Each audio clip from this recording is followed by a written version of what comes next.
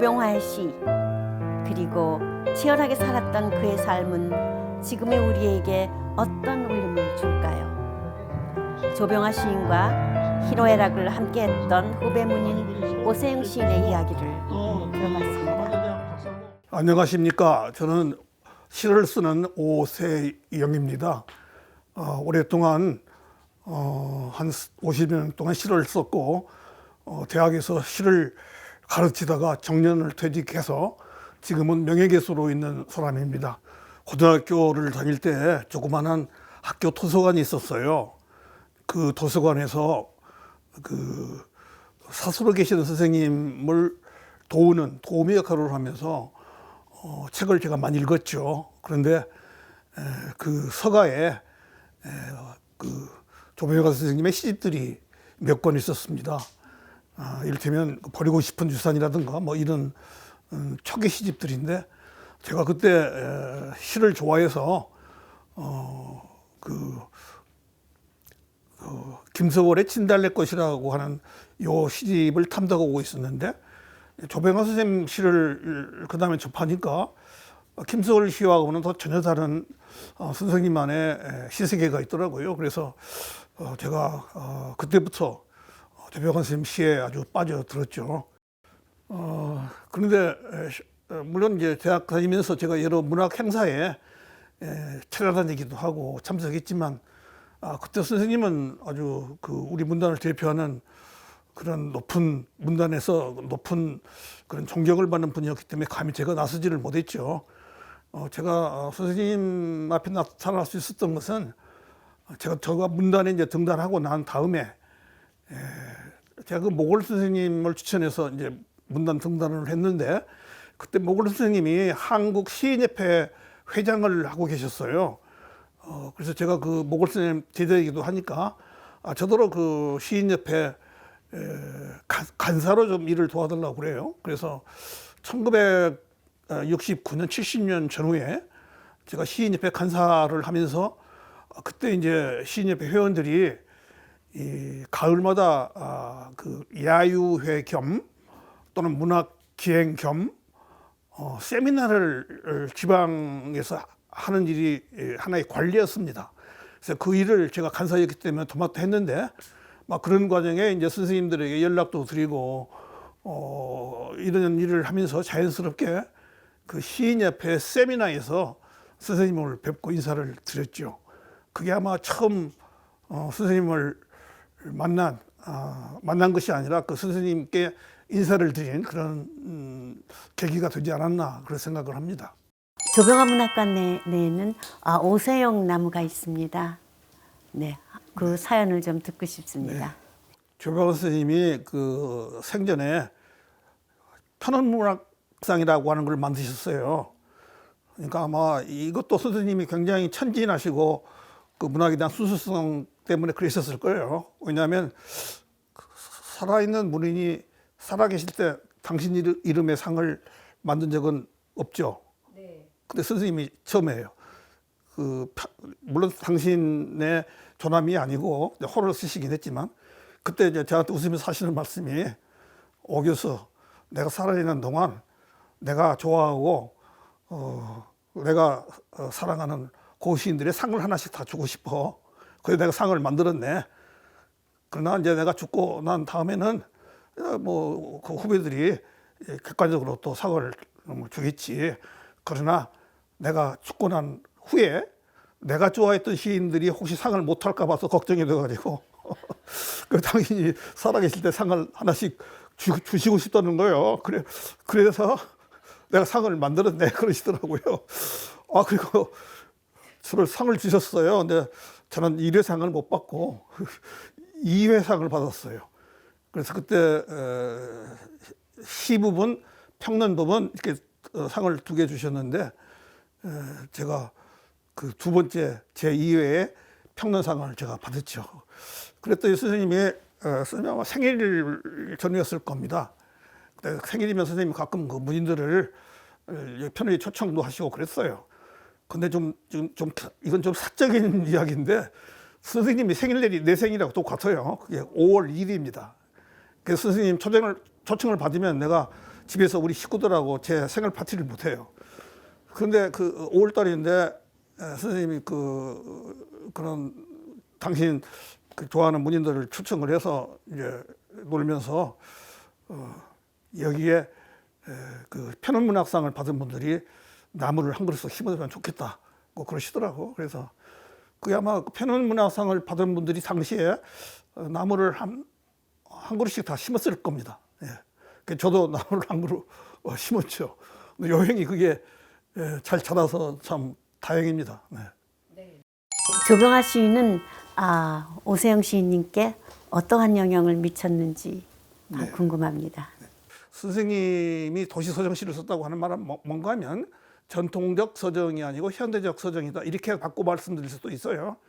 근데 저도 서정시를 아주 좋아하고 제 시가 지향하는 것도 서정시인데 바로 그런 점에서 제 시는 조병아 선생님 시와 유사한 측면도 많다라고 스스로 생각하고, 또 고등학교 때 제가 아까 말씀드린 대로 선생님 시를 읽으면서 영향을 받은 부분도 바로 그런 부분이죠. 조병아 선생님이 아바타일지도 몰라. 저도 문단에서 무슨 시류에 휩쓸리거나 무슨 문단 권력에 동조를 해서 시를 쓴 적이 없어요. 그래서 저도 문단에서 굉장히 외로운 사람입니다.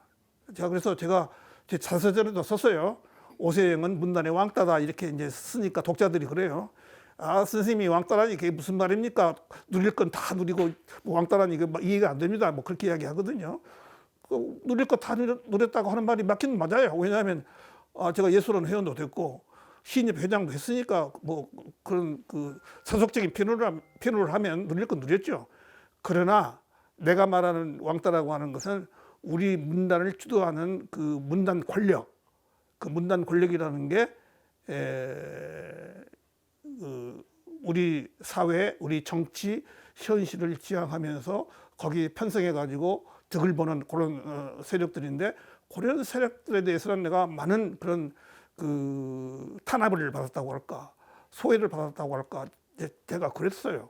그러니까 저도 제가 뭐 독자들이 저를 인정해 줄지 안 해줄지는 모르지만 다소의 독자들이 저를 인정해 주고 문인으로서의 지명도 얻었다면 그것은 순수 독자들이 제 시를 좋아해서 자연스럽게 얻은 것이지, 무슨 문단 비평가들이라든가 문학 잡지를 가지고 있는 문학 잡지 주간이라든가 또는 문학을 연구하는 대학 교수들이 제 시를 이렇게 높이 평가하거나 밀어줘서 제가 이런 경지에 오른 것은 아닙니다. 그런 점에서 아까 조병아 선생님에 대한 제 나름의 평가가 있었습니다만은 저도 조병아 선생님이 가는 길을 따라가지 않았나, 이렇게 저는 생각을 하고 있어요.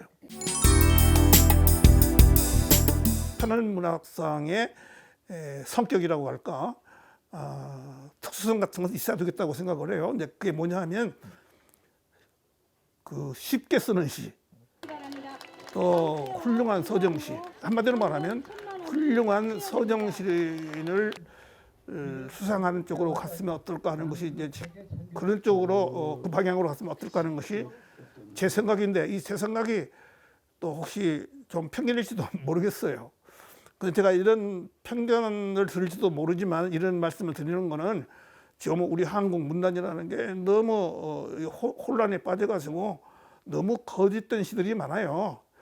거짓된 시들이라고 하는 것이 스스로 자기가 거짓됐다고 말하지는 않지만 객관적으로 보면 무슨 말인지를 모르는 시, 앞뒤가 안 맞는 시, 난해한 시, 무슨 유럽의 실험시라고 하는 모방에서 쓰는 시인데 사실은 시도 아닌 시를 쓰면서 그걸 가지고 또 뭐 문학상도 주고, 그 문학상을 그런 시를 문학상을 주니까 또 문학을 공부하는 사람들은 그런 시가 또 좋은 시인 줄 알고 모방을 하고 해서 우리 문단이 점점 악화돼 가고 있는 그런 형국이죠. 그런 우리 문단의 실정을 감안하면 우리 편원문학상은 적어도 그런 시류에는 휩쓸리지 말아야겠다. 휩쓸리지 말아야 될 그 조건을 아주 쉽게 이야기하니까 그것은 훌륭한 서정시, 최소한 독자들이 이해할 수 있는 그런 시를 그런 시인에게 주는 것이 편원문학상이 자신의 성격을 갖는 데 도움이 되지 않을까. 또 그런 성격은 조병아 선생님이 또 시를 쓰시는 그 시적 지향이기도 해요. 그러니까 조병관 선생님 시에도 맞는 그런 세계라고 저는 생각을 합니다. 박인환과 김수영과 뭐 또 김춘수와 조병화는 동시대 인물인데 유독 조병화 선생님 논문만 학자들에게 있어서는 이들에 비해서는 시민들의 인기는 훨씬 더 많으셨던 시인이신데 유독 그 논문 수가 없다는 것이 이해가 안 가서 선생님은 그것들의 그 결, 방향, 왜 그랬는지에 대한 말씀 한번 듣고 싶습니다. 이 세 분 시인 가운데서 이 김수영 시인은 굉장히 시류에 민감했습니다. 그래서 당대의 정치 상황이라고 할까, 사회적인 그런 변화에 능동적으로 참여하고 또 그 시류를 탔고 또 그런 이슈를 만들어 갔기 때문에 그 당대 한국 그 정치 격변기에서 문학을 그 정치적 격변에 이용하고 싶은, 이용을 하려고 하는 사람들에게 아주 그 입맛에 당기는 그런 시들을 썼어요. 근데 저는 그런 시들이 훌륭한 시라고 생각을 하지를 않는 것이죠. 그런데 어쨌든 결과적으로 그렇기 때문에 특히 1960년대에 4.19 혁명이 일어난 직후에 이 사회 격변기가 오면서 그 온 문단이 그 현실 참여다, 민중시다 하면서 사회적인 시를 써야 되고 뭔가 그 민중시를 써야만 뭐 훌륭한 시다, 이런 분위기에 편성을 해서 그 매스컴이라든가 언론이라든가 또 무슨 대학에서 시를 가르치는 교수라든가 또 문학을 공부하는 학생들이 온통 뭐 그런 경향에 통주를 하는 그런 시대였기 때문에 그런 시대를 그 김수영 씨가 아주 적절하게 잘 이용하고 의식적으로 편성을 해서 지금 이렇게 평가를 받고 있다. 그러니까 제 생각으로는 이제 몇십 년 지나면 다시 정상적인 재평가가 올 날이 있을 것이다라고 저는 그렇게 생각을 해요. 그 김수영 시인에 대해서는. 근데 조병환 선생은 아까도 말씀드렸지만은 굉장히 순수한 시인이에요. 이분은 그 시류라든가 또는 정치 이슈라든가 또는 그 문단의 어떤 그 이슈라든가 문단 그 경향이라든가 이런 것과는 담을 쌓고 오직 자기 자신의 시만 썼기 때문에 그 문학을 평가하는 그 주류 세력이라고 할까? 요거를 그 문학론에서는 독자가 크게 세 가지가 있다고 봅니다. 이 정통한 독자가 있고 또 순수 독자가 있고 또 의식화된 독자가 있고 이 세 독자가 있다고 보는데, 말하자면 정통한 독자라든가 의식화된 독자들이 이 문학적 평가의 중심에 서 있고 주류 세력이죠. 이분들이 주로 대학 교수라든가 평론가들이라든가 또는 신문 기자들이라든가 이런 사람들인데, 그런 사람들의 취향에, 그런 외람들의 주장에 동조를 하지 않기 때문에 그분들의 비평에서 말하자면 제외가 되고 외면당한 분이 그 조병환 선생인 것이죠. 조병환 선생은 사실은 순수 독자, 그렇게 문학을 끌고 가고 무슨 주장을 하고 하는 그런 사람들이 아니고 정말로 문학을 사랑하고 문학을 즐기고 문학에 대해서 아무 편견 없이 작품 그 자체로서 받아들일 수 있는 이런 순수 독자가 조병환 선생을 좋아하는 독자들이죠. 그래서 그 문단의 주류 세력으로부터는 선생님이 외면을 당했지만 순수한 독자들에게 사랑을 받았는데, 이것이 이제 시기적으로 보면 머지않아서 제대로 평가가 되면 이 독자가 사랑하는 그 시인으로서 우리 문학사의 길이 남지 않을까. 오히려 그 정통한 독자들에서 평가된 분들은 재평가를 받아야 될 것이고, 조병환 선생 같은 분은 새롭게 평가를 받아서 새롭게 재인식이 돼야 될 그런 시인이 아닌가, 이런 생각이 들어요. 근데 거기에 이제 그 김춘수 선생은 사실 어떤 면에서는 김수영 씨의 덕을 많이 봤죠. 김수영 씨가 그렇게 높이 평가가 됐기 때문에 상대적으로 이제 김춘수는 김수영의 라이벌이다, 하는 그런 문단적인 입장이나 문단적인 처신을 당신이 하시고 그 당시 그 김수영이 소위 민중신이 참여신이 하는 것에 대해서 김철수 선생은 오히려 그게 반발해가지고 나는 모더니즘시다, 나는 뭐 저 아방가르드시다 하는 쪽으로 나아가서 마치 그 문단이나 또 문학 그 정통 독자 혹은 문학을 연구하는 그런 주류 세력들로는 우리 한국의 시라는 것은 모더니즘 시와 민중 시와 이 두 축에 의해서 그 나가고 있다 하는 그런 틀을, 요즘 유행하는 말로 하면 그런 프레임을 만들어 가지고 이 두 분을 높이 평가를 했는데, 방금 말씀드린 바와 같이 그 조병아 선생은 그런 데서 한 발짝 물러서 있었기 때문에 그 당대에서는 별로 주목을 받지는 못했다.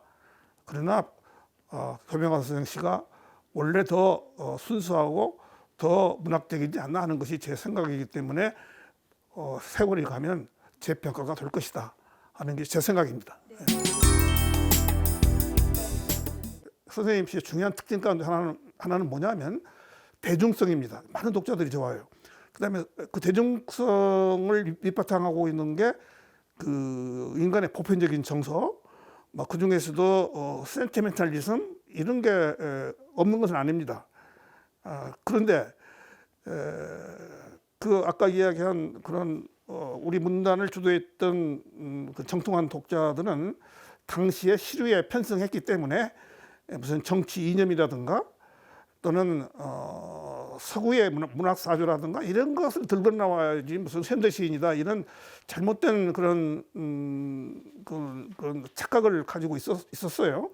그래서 결국 조병아 선생님 씨는 철학이 없다 이런 식으로 이제 매도 비슷한 그런 글들이 들어 있었던 것이죠.